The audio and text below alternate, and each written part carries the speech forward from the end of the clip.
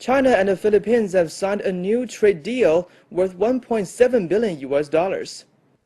The deal, signed in Manila on Wednesday, commits Chinese businessmen to buy products from the Philippines, including fruits, wood, iron, and chemical materials. The Chinese ambassador to the Philippines, Zhao Jianhua, said the agreement is an effort to balance the trade between the two countries.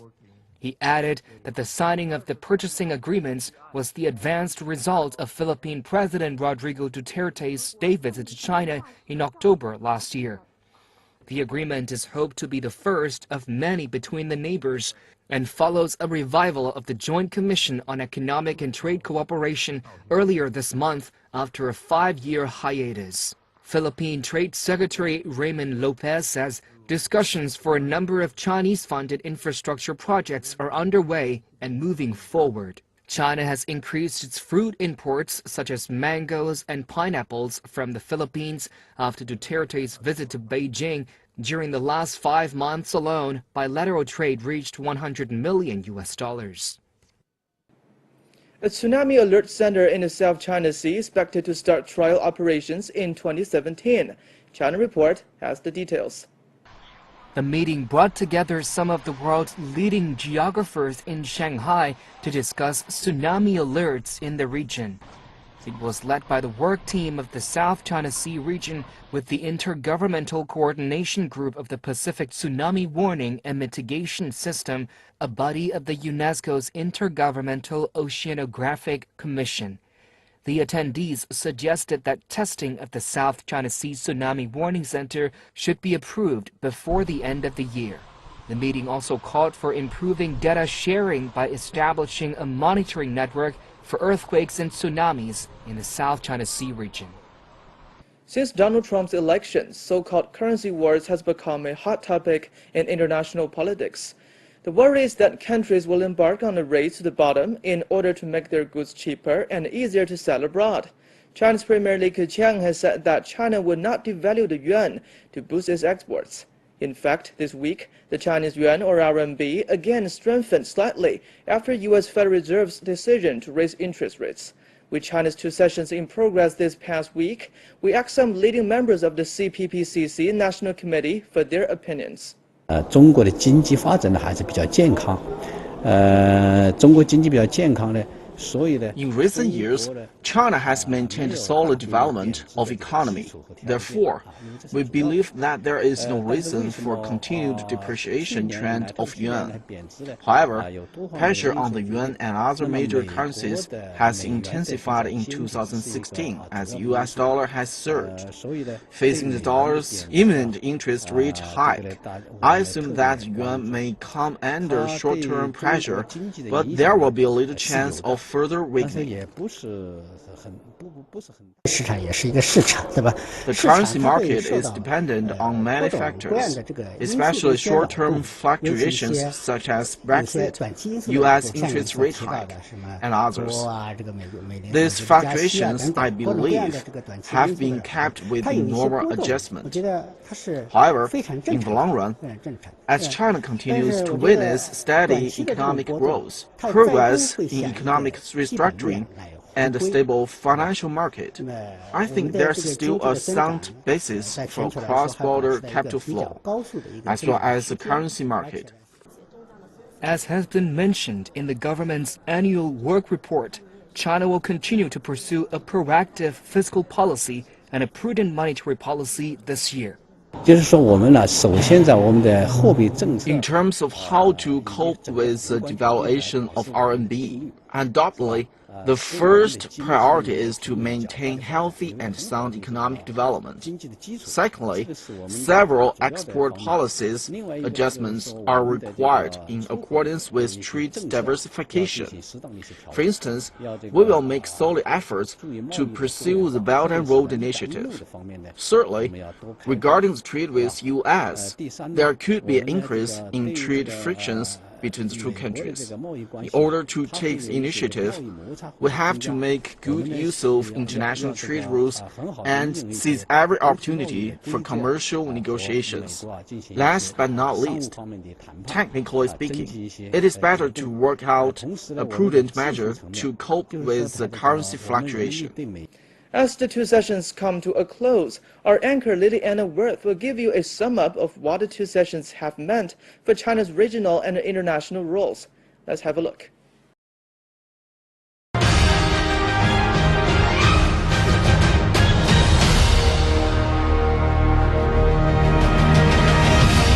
Hello and welcome to our final special report on China's two sessions.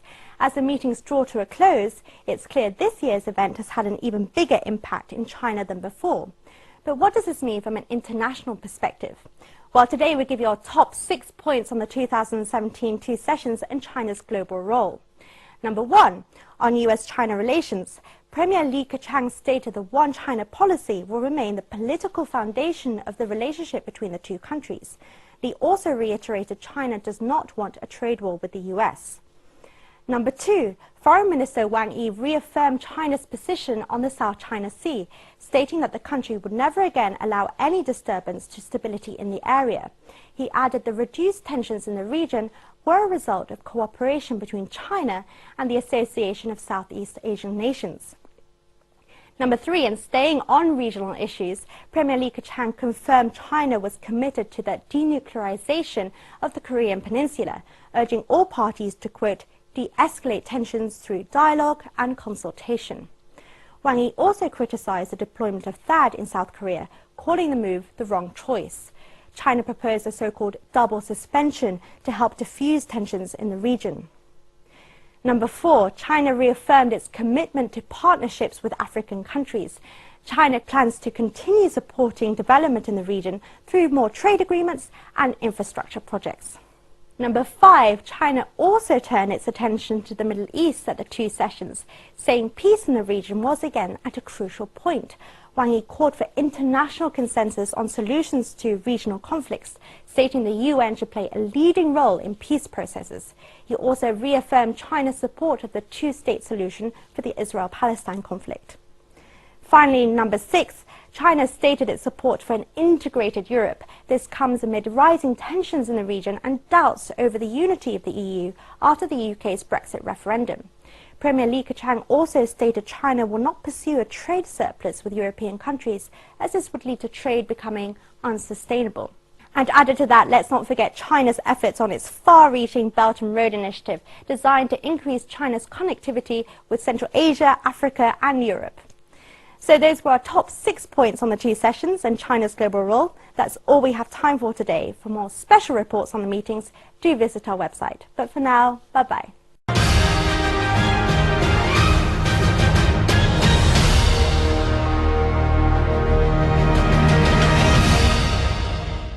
Turning now to some other news. Latest official data show that China reduced its U.S. Treasury securities holding in January. China's fiscal revenue and expenditures saw markedly faster growth in the first 2 months of this year.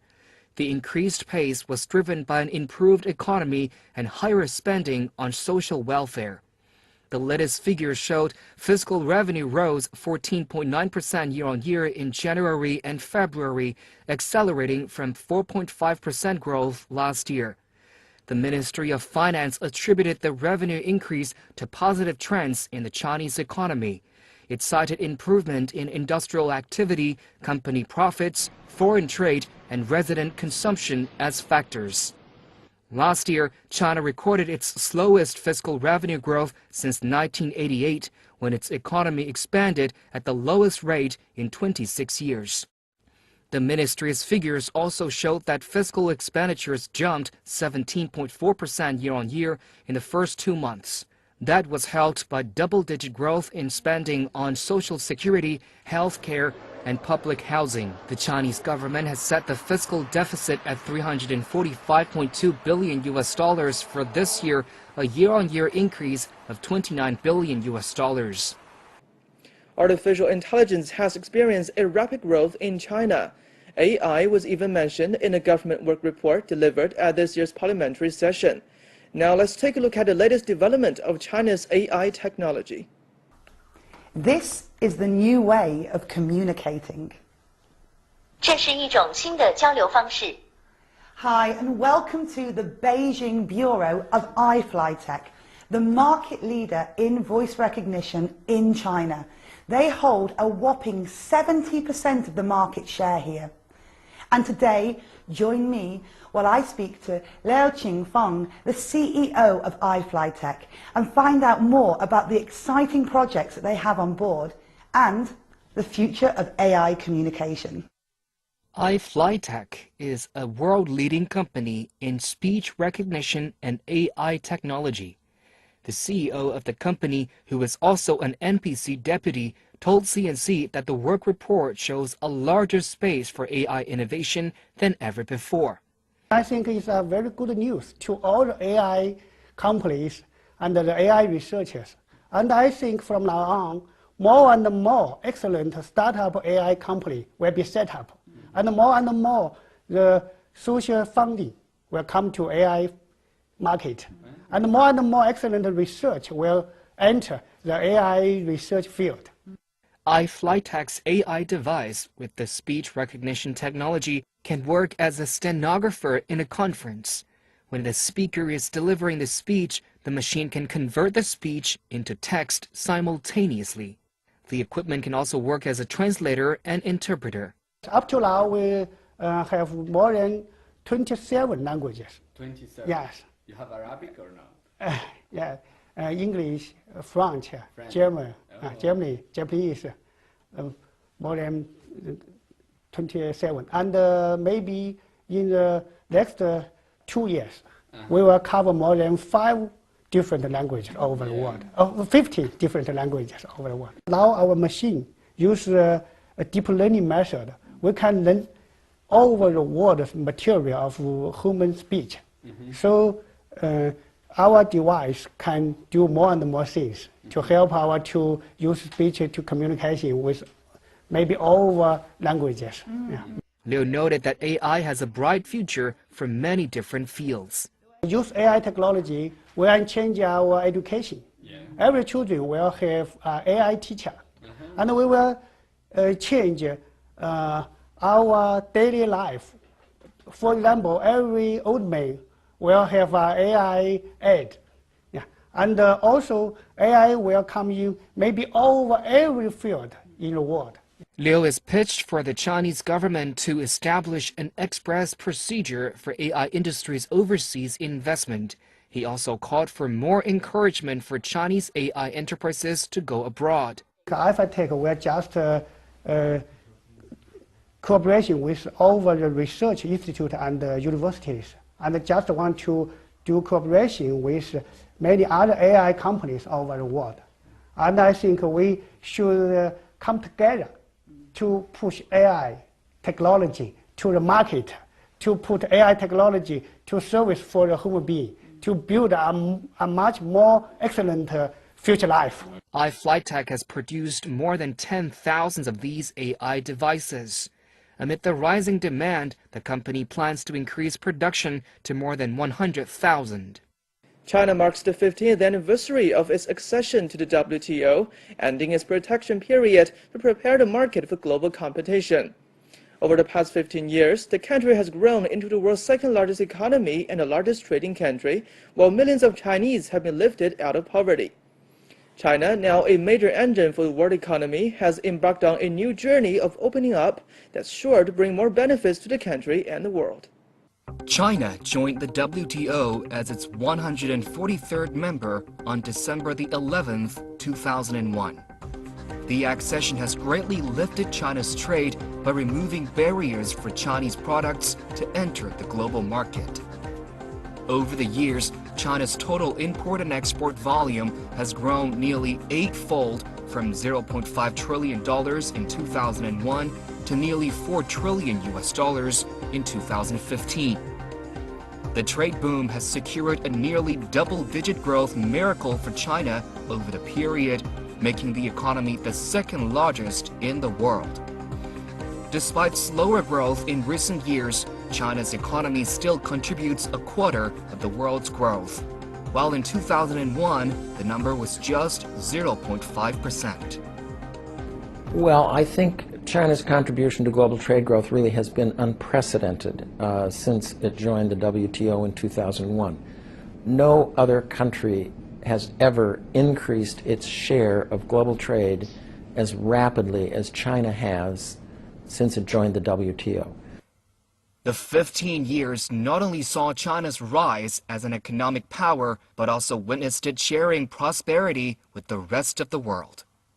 China has changed its role from a newcomer to an active participant and promoter of the WTO. Dubbed the factory of the world, China manufactures everything from toys and shoes to bullet trains and industrial robots. From 2001 to 2015, thanks to imported goods from China, consumers around the world saved billions of dollars. Quality yet inexpensive Chinese products contributed to an increase in consumer purchasing power and helped reduce worldwide poverty. I think China's played a very major role. A lot of countries have benefited from the increased opening of the China market. A lot of firms have benefited, and especially a lot of consumers have benefited. Sometimes we lose track of that, but in the United States, the biggest beneficiaries of China's increased role in trade are actually lower income people that tend to buy a very large share of the products that China is so strong in production. In the aftermath of the 2008 financial crisis, China's strong demand for imports has been a major stabilizing factor amid a sluggish world economy. Now, when the Great Recession hit in 2008-2009, the fact that China was one of the few countries not affected, continuing to buy goods from other parts of the world, goods and services, this helped those countries stabilize their economies and helped them to get back on their feet. China today is not just a manufacturing powerhouse, but is also rapidly emerging as a vast consumer market. Countries as diverse as Zambia, Australia, Brazil, and the United States have seen their exports to China soar. China's imports have surged from $244 billion to $1.7 trillion in 15 years, an average annual growth of over 10%. For many developing countries, the Chinese market has been vital in ensuring growth and development stay on track. I believe in 2001, China's share of global trade was around 2 or 3%. Nowadays, it's around 14%. So it's the single biggest, exporter and the second biggest importer, and its share of global trade continues to rise, even in recent years when global trade has slowed down. China has also been ready to help poorer partners develop. As the world's second biggest investor, the country's outbound direct investment rose for a 13th straight year in 2015, reaching a record high of $146 billion. We've seen China's trade, its exports, increase 8.5 times. Imports, very important imports, and I'll come back to that, up by 7 times. We've seen inward foreign investment into China soar over $100 billion in each of the last 5 years, and China is now actually investing more and more overseas as well. In the 15 years of WTO membership, China fulfilled its commitment by cutting its tariff from over 15% to less than 10%, demolishing non-tariff barriers and widely opening up the domestic market. It also revised laws and regulations in accordance with WTO rules and took concrete steps to promote market reforms. It has been a major contributor to invigorating the world trade and a game changer to reshape the global economic landscape. So the Chinese are participating, I think, more actively. They've got lots of good ideas. This is a system that they care about a lot. You're seeing Chinese leadership in evidence in many other fora internationally, whether it's the Asian Infrastructure Bank or the New Investment Bank or the One Belt, One Road initiative. All of these things show that China is keen to create international tools to help with development, to help with economic growth, and to help stabilize relations between countries. The country has become a favored destination for foreign investment. In 2015, foreign capital in China reached $126 billion, 2.7 times greater than 2001. Over the past 15 years, foreign invested industrial enterprises reported combined profits of around $2.2 trillion. Now, in part, that's because China liberalized, reduced tariffs, reduced non-tariff barriers. It's also in part because China opened up even more to foreign investment. Foreign companies moved into China. In many cases, they produced goods in China and then exported them to the global market. Despite those achievements, China's road in the WTO is not without obstacles. A major source of friction between China and other countries is the made-in-China goods.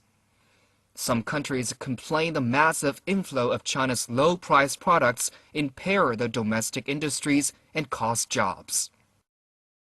When you import 1.7 trillion and export 2.2 trillion every year to every country in the world, it's inevitable there's going to be some disputes. As a percentage of the overall trade, it's very small. But with volume that big, you're going to have some. That's why the countries that are involved in disputes the most are the big countries, because they trade the most products with the most countries. Under surrogate country approach, WTO members use costs of production in a third country to calculate the value of products from countries on its non-market economy list, which includes China. The practice allows countries to easily levy high tariffs in trade disputes.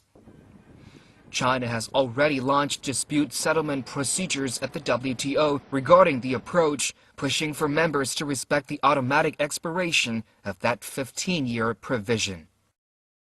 In accordance with Article 15 of the Accession Protocol, signed when China joined the WTO in 2001, WTO members should stop using the surrogate country approach to conduct anti-dumping investigations on Chinese exports by December the 11th this year. All members should fulfill their obligations in this regard. At present, nearly 150 countries worldwide have recognized China's market economy status, but other members such as the US, Japan, and the EU are still delaying the recognition. I think the result should be, ultimately, that China is treated in the same manner as all other WTO members for purposes of calculating anti-dumping duties, which, in my view, was the original deal that China negotiated when it joined the WTO. Amid the surge of protectionism in global trade, China has expressed that it will continue to open its economy and engage proactively in globalization. The country has shown the world that being open and being part of an open economy is of great importance to make a robust global recovery. Looking ahead, China will remain a center of trade and other global activity, playing a leading role in global governance. As China plans to be more proactive in opening up to the outside world, its stable growth will produce more benefits for the world. 专业的团队，丰厚的经验。Welcome to Chicago. Welcome to the Lake Cook Law Group. 投资理财、法律咨询，芝加哥专业律师团队为您的梦想提供最安全的保障。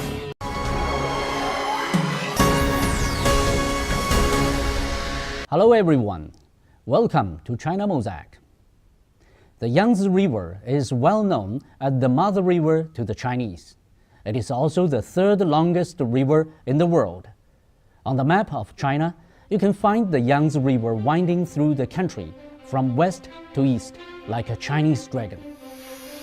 As China's principal waterway, it has served as an important economic link for the country's hinterlands and the coastal regions for thousands of years.